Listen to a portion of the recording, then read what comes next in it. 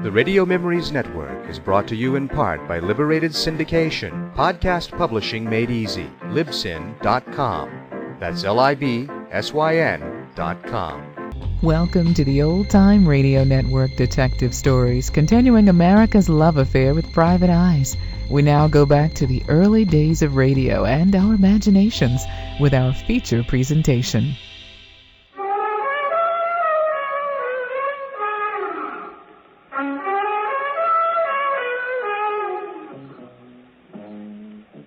Being a private investigator means two things. You can be sure you'll run into trouble, and you can never be sure you can get out of it. Well, there's not much you can do about it, I guess. Except, like Julie always says, walk softly, Peter Troy.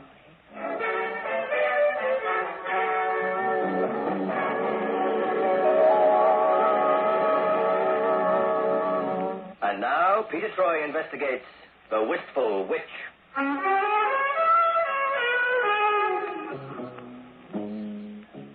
Julie, the gal with the warning, plays the role of secretary, coffee maker, and general all-round girl Friday in my office. And you'll meet her again.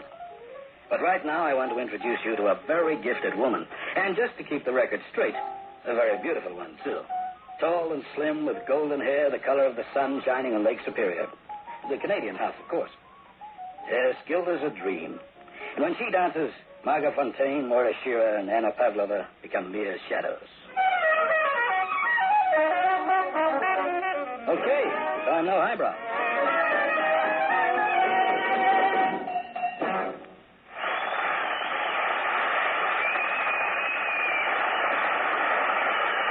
Beautiful, Gilda, beautiful. Boy, when you give him those old bumps and grinds. Harry, speak to the band leader. Will you play some music again? Yeah, I'll tell him, Gilda. Hello, Gilda. What are you doing here? Well, as I thought we were having dinner together after you'd finished. Who said anything about dinner? Well, I understood. I told the doorkeeper not to let you backstage anymore. Well, he tried to stop me. Would you mind getting out of here? I've got a change to make. Gilda. You're always hanging around. You make me sick. Don't say that. I'll say what I please. You can't take a hint, can you? You bore me. You know that? You bore me. You're going to be sorry you said that, Gilda. You're going to be very sorry. Oh, don't threaten me, you aging Casanova. You don't scare me one little bit.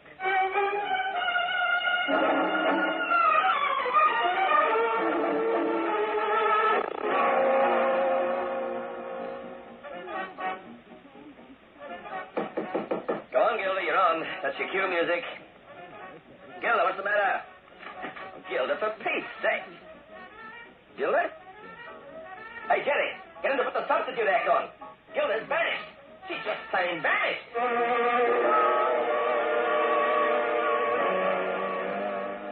Gilda Gourdet, exotic dancer supreme, is not the Wistful Witch referred to in the title of this saga.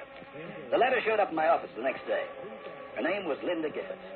She wore glasses, and her hair was drawn back into a tight schoolmarmish bun. But she was young, and under her rather severe exterior, I could make out a lot of charm and beauty. And one thing she couldn't disguise, even though she wore a shapeless tweed suit, was the perfection of her figure, nor the slim elegance of her legs. What are you staring at, Mr. Troy? You, Miss Gifford, you're something of an enigma. I came here to discuss my sister Gilda, Mr. Troy. Oh, yes, of course. Miss Gilda Gourdet. Gilda Gifford. Gourdet is her stage name. Uh-huh. Gilda's disappeared, and I want her found. Miss Gifford, the police offer an excellent service for the recovery of straying cats, dogs, and sisters. I'm aware of that. Well, then... But I don't want the police brought into this. Why not? For personal reasons. Oh, I'm sorry, but if I'm going to take on this case, I'm going to have to know those reasons and a whole lot more besides. Oh, Otherwise... You have so much conscience, then. No, it's not a question of conscience, Miss Gifford. It's a question of a little thing called a Metropolitan Police License to operate. All investigators have to have them. I see. Yes, we step out of line, and they take a great delight in revoking it. Oh, very well, then. Well, that's better. Gilda vanished last night from the theater. She was playing at the New Gaiety. Paris Brevities of 1962. Yeah, I've seen the show. It's very nice. Bachelor affair, of course. She disappeared halfway through the show. They had to put on a substitute act in the second half. But the customers are furious. She didn't leave by the stage door. The doorkeeper was there all the time. And she didn't change into her street clothes. So? Floating around somewhere in spangles and tights. Shouldn't make it too difficult to find. There are complications. Oh, I thought there might be. Gilda and I, though we were sisters, were very different. I've never approved of her stage career. Nor of the company she keeps. She's frequently seen with a man called Max Ellison. You've heard of him? Very unpleasant gentleman. Racketeer. Somehow I have the feeling that he's responsible for her disappearance. Well, I tell you, anyone crosses Max, they're very liable to disappear. I've never been able to understand Gilda. She can virtually have her choice of men. For instance, there's Charles Lanford. Lord Lanford, sir? A wonderful man. Oh, a little older than Gilda, of course, but rich and charming and influential. But she's not at all interested in him. No. She seems to prefer the riff-raff. Yeah. Tell me, did you have any visitors last night? According to the doorkeeper, just one, Charles Lansford. He was only with her for about 5 minutes, and he left. Was there any other way into the place apart from the stage door? No. Nobody saw her leave? Oh. Oh, we have problems, don't we? Has she ever done this before? No. All right, Miss Gifford. Now, what else have you got to tell me about Gilda? And I want a full rundown, please. Because I'm going to be very annoyed if I eventually discover that you've left anything out.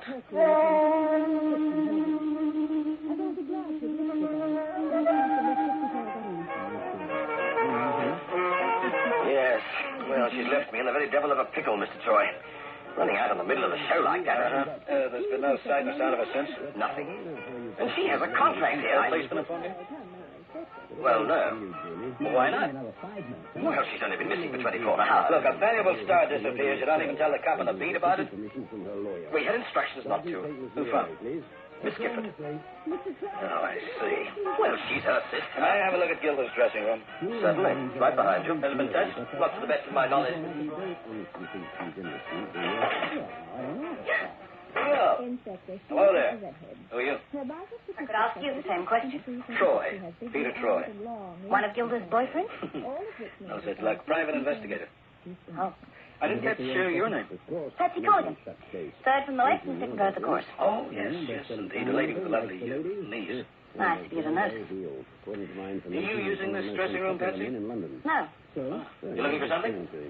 I lent Gilda some makeup. And you came to get it back? Yes. Well, it looks like things you didn't find it. The place is pretty thorough going over there. I ran out and the stuff cost money. Money? Patsy, I guess £5 would buy an awful lot of makeup. Wait a minute, Mr. Troy. £5, all you have to do to earn it is to do a little talking. About what? About Gilda. Oh, And Charles Lansford and Max Ellison. Oh. Not interested? £5. 6. My name's Melissa. Oh, we're living in an era of fast and place. Gilda was in trouble. What sort of trouble? I'm sorry, Miss Wilson. Police trouble. Well, Well, come frankly, on. I can't That's visualize all. you sitting behind a company director's desk. Not much value for £6, Patsy. But may I Oh, please declare... maybe it wasn't police trouble. We have public. Oh, look, I don't know, Mr. Troy. Yes, of course. Come now, you're not trying, Patsy. Now, I feel sure... Max! A director of That's American it. publishing. That tongue of yours is going to get you into a whole lot of strife. I didn't tell him anything. You said Gilda was in trouble. I was stringing him along, playing for time. Good morning, Yes. Mr. Troy. Good morning, Miss Dead? Morgan. Probably. Please sit down. Thank you. Did you find it? No, No. my secretary's taking... Well, I searched everywhere, Max. Mr. Troy. Let's get out of here. They'll heard the shot. Not with all that racket going on out there. But someone must know he's here and about. Right. Oh, forgive me, Miss Morgan. Come on, I've follow been me. a private This investigator way. a long time. Is it? You're investigating the case on behalf of Miss Celine Lee. Yes, I know that. I've been making love and... He's not. Oh, Inspector Pete. The bullet's pieced his skull. He came in the very devil of a headache. But he'll It live. means you'd have liked to... See, I told you. You there. You have any authority around here? I must take matters here, so tell those people to get out of here and close the door behind them. All right, kids, you heard the inspector. And you stay here. Steve Wernick's novels. £250,000, Miss Morgan. Makes you think Pete, can you hear me? What tarnish? You're very nearly cashed in your chips this time, Troy. Don't I know it? Lee killed. Okay, what happened? Well, I'm not saying he didn't deserve to die. I was I'm not saying talking he to this didn't have a chorus motive. girl. In the line of duty, He's dead Julie. and she killed him. She was in here searching for something. Whilst I was talking to her, she kept on looking over my shoulder. Well, I didn't take any notice. Well, now, I'd like proof of that. The police I are should have done. satisfied. You should be too. I heard the gun go off right behind me, and Oh, all right, then the whole world exploded in my head. Someone else in here? Oh, there must have been. And you didn't see them? If I'd seen them, I'd have ducked, believe me. Oh, take it easy, Pete. Hey, you there. Forget Yes, about Inspector. Steve and Any other entrance to this dressing room? Any other door? Not to the best of my knowledge, There's Inspector. £300 here in my bag for you. Perhaps your mystery gunman was hiding in the wardrobe over there, Troy. The wardrobe was open. There was no one in there. Troy, when I walked into this room, the place was empty except for the girl. £200. Lady, please, just Just a one minute. client at a time, huh? What are you doing here anyway, Inspector? I called him, Pete. Huh? Well, the stage manager came in and found you sprawled out on the floor. Shame. He rang through to the office, and the answering service gave him my number. He told me you'd been shot. I called Inspector Caswell immediately. You didn't think about calling the police direct, mister? Threats. Well, no. You know, it seems there's more than one person just a little shy of the police in this case. I had the theater's reputation to consider. Oh, great. Just one more thing. Do me a favor and go and find a query named Patsy Colligan. But I just told the inspector. Right, Julia. Tell him what? She's another one that's disappeared, Troy. No one's seen hide or hair of her since you came backstage.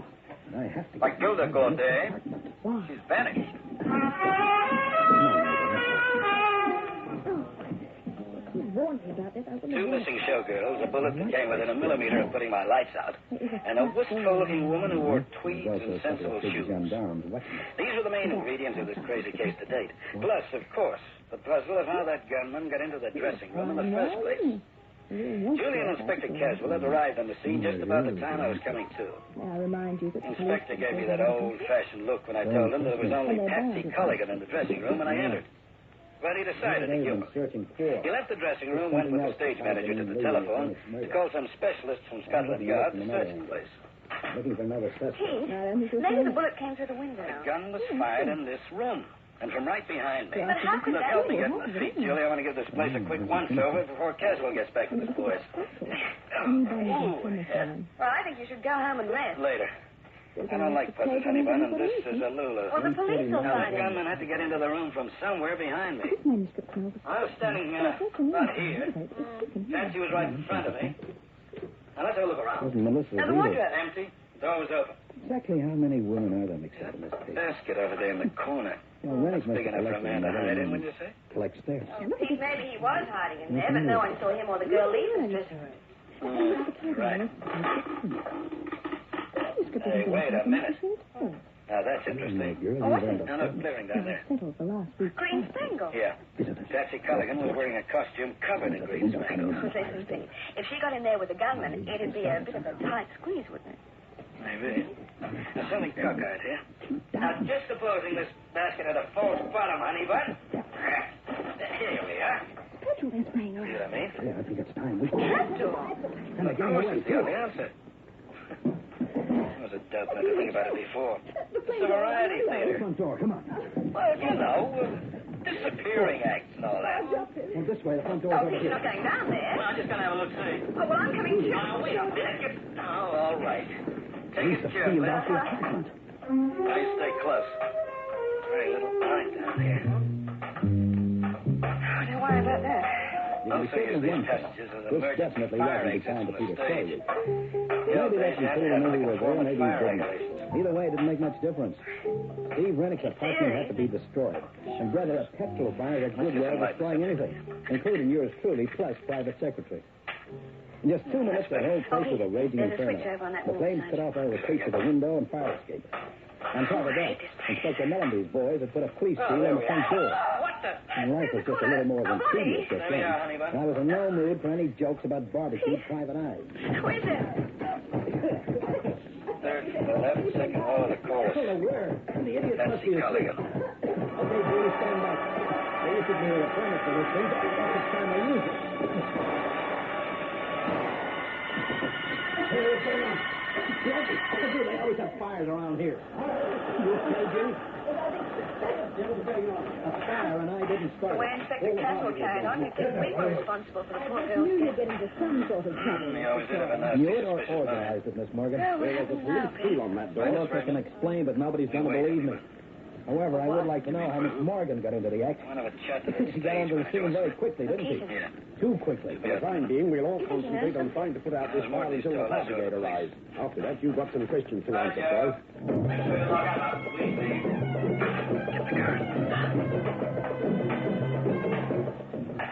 You expect me to believe a cut and bull story like that, Joyce? Yes. It happens to be the truth. Be careful how I speak to Intruder of yours, was it male or female? I couldn't tell. The room was in darkness. Anyway, they didn't actually come into the room, All right, Inspector. Jelly. Just shoved up the window and poured petrol over the carpet. Well, I don't think there was any Now, intruder. listen, Buster. I think this is all I a got a figment of spinning their headache very and my first temper's a time little frayed, to say Now, the don't least. you start. You're going to do I'd some still like to talking. know You're what you were gonna doing stop on the scene laughing this at morning. Look, He was I know with the me, police, Troy. everything I know. No, you didn't. He But requested you're the stage permission to manager get of ready the theater, off right? his manuscript. You Honey know the buns and place homicide. inside out. What's that? You Well, know there's the about title that of it. trap door, the entrance to it through the wicker basket. Something wrong? I don't know. There was no Just a mystery minute. to you how Gilda disappeared. Yes, Well, I listen had to known this. all about the vanishing gunman, too. This is a copy of Janine Lee's But you kept your statement mouth after they shut. arrested her. So I want to know Rennick's why. last words were, And I tell you, if I don't too get late, my Honey answers, buns I'm and going to tell Julie to homicide, step on baby. the accelerator. Honey And buns then when the and speedometer homicide. reaches right It about must have been 50, some I'm going negative to to open mention this the door name of and his book kick and you his out. dying breath. Now, you talk. Miss Morgan, All right, what do you intend to do with the manuscript? The whole Half a business book is a isn't mess. much use to But I anyone, don't is it? know all the We'll answers. have one of our Do staff your writers best. finish it. Staff writers? Yes, I did know about You that employ trapdoor. staff writers? But I didn't Well, dare there tell the police. are a couple of people you See, can call. Max Ellison You was don't mixed up work with for all Steve this. Rennick before? Well, keep Yes, one going. of the proofreaders. A Never girl? told me anything. Just a minute, Yes. Inspector. There's a Betsy reason for Collins this, used to believe be me. his girlfriend. One of them is a girl, Miss Morgan? Oh, yes, it was before Yes. Gilda came Name? on the scene. Well, But the Miss whole Morgan? trouble was, Helen well, Freeman. Gilda's married. Married? Used to do a lot of secretarial Charles work Love. for Steve. Huh? Well, that's right. Inspector, I suggest we don't talk to the lady. May I remind you that you're under arrest? Okay, but I've done a hunt. I don't give a hoot about your Then the marriage hunches. seemed Oh, to go on come the now, rocks. Inspector. You know about Gilda's keeping a the volatile country. girl, and There Love have been a was couple of no times in sting the in the past mud. when Oh, they've why had was Steve's there all taken this off. secrecy That'll be about enough the from marriage? you. Now, where do we find Helen Fremont, Miss Morgan? Her brother owns a his cellar will that club he in married Soho, Gilda. the Carlisle. He didn't approve of She showgirls. spends a lot of time there. Slowly but surely, things are getting better. Anyway, Gilda left orders at the stage door, giving not to let Charles in. For some reason, that made Max Ellison angry. Lord Mansford's dead now, isn't he? I'm sorry, Died Mr. last Troy. week. We don't have any. His son I'm not inherited a the customer, love and Mr. fortune. Fremont. I just wanted to have a chat with your Have you got sister. any idea what Patsy Helen is was here, looking for isn't in Gilda's dressing room this evening? Who wants I to don't know? know. Peter Troy. Just tell us about But I Janine couldn't Lee and have Steve guessed. Rennick. She'll understand. I'd Now, say look, it was tell her. Gilda's marriage line. What, she knew I'll Gilda be was watching married you, too? Troy. Yes. You do that. She was really sore at being dissed by Max. Now, if she could have got those marriage lines... She could use them as a lever to pry Max away from Gilda. Yeah, something like that.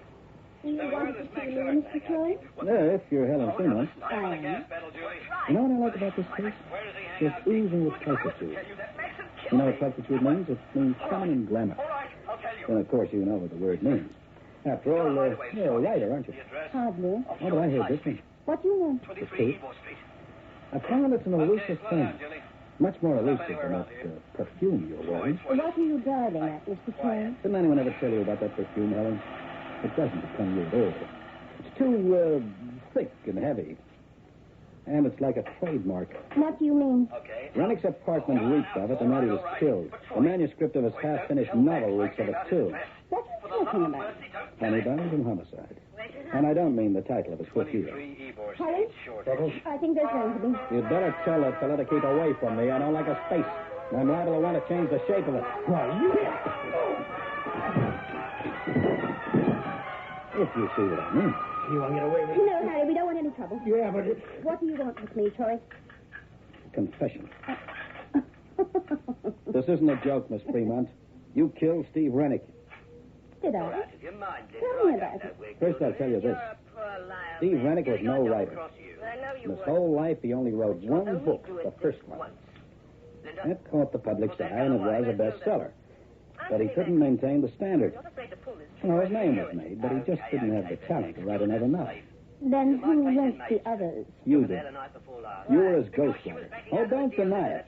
She was married to London. Melissa Morgan spilled the beans down at Scotland Yard. All right, so I was denied it. I wrote all Steve's books after that first one. But that doesn't mean I killed him. Doesn't? knew that as soon as Lord Lambford died, What? we were going to fix Let's Charles. look at the facts. Could have done it any time now. Now, it'd have to be someone who knew their way around Steve's apartment. Someone who knew where everything was kept. Yeah, but she didn't like the idea of The us. gun, for instance. So I had to grab her before she went through. Just before you pulled that stunt with the petrol and matches, And I was called searching his Patsy Colligan apartment. hunting for them too. Now, he kept his gun in his bureau drawer. Yes, and I've got And a it was bone to locked. pick with you. So, What's the idea of putting that So, fire apart from eye on the Steve, side? only one other person would have the key to that drawer. He's got a The girl who was not only his reputation. ghostwriter, Yes, and he would but have his underpaid part-time down in the secretary. process.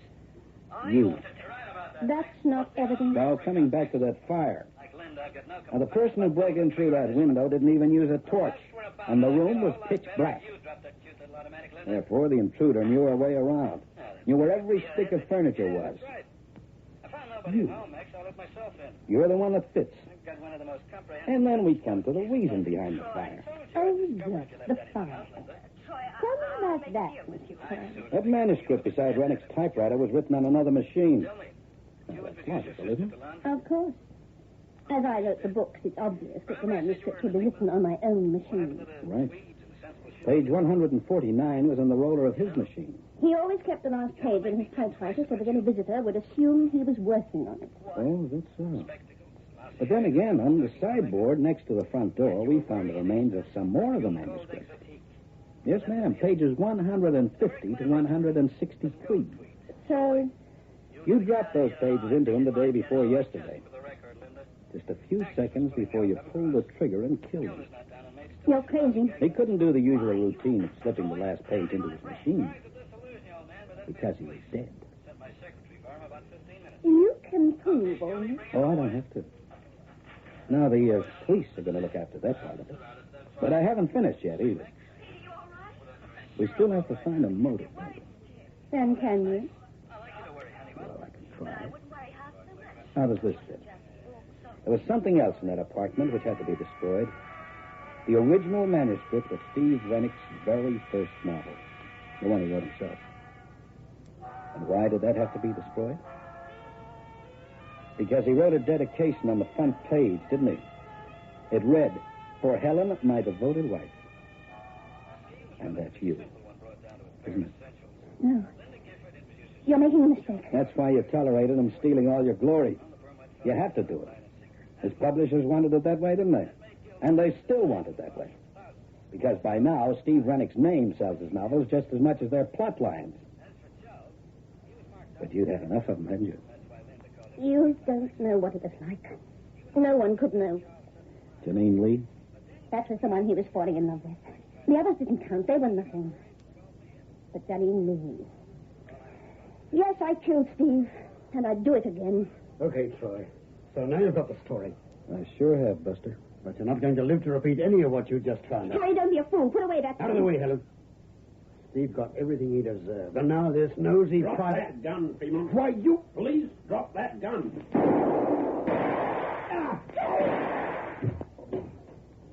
Oh, I meant to tell you, Ellen. The police came in here with me. They had to. You see, I'm still under arrest for unlawful entry. Oh, Careful, Troy. It's okay, Inspector. You only got him in the shoulder. Did you get all that? Yes, the sergeant got it all down in shorthand.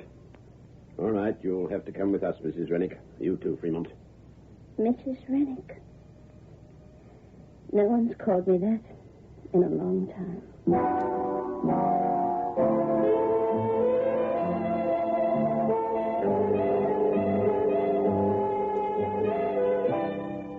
Just to tie up the ends for you, Helen was in Steve's apartment all the time. All the time Janine was there anyway. She heard the row, every word of it. And that was the final straw. She'd already taken his gun, so the thought of killing him wasn't a new one. As soon as Janine went into the other room to powder her nose, Helen came on out of the closet, shot Rennick, threw the gun on the floor, and lit out, leaving the repentant redhead to take the rap.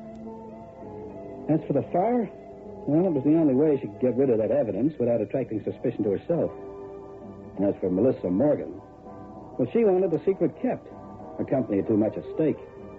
She wasn't at all keen on having me delving around looking for the truth. I was bound to find out about Helen Rennick being Steve's ghost. Well, what with ghosts and gals and honey buns and homicide, it was quite a case, wasn't it?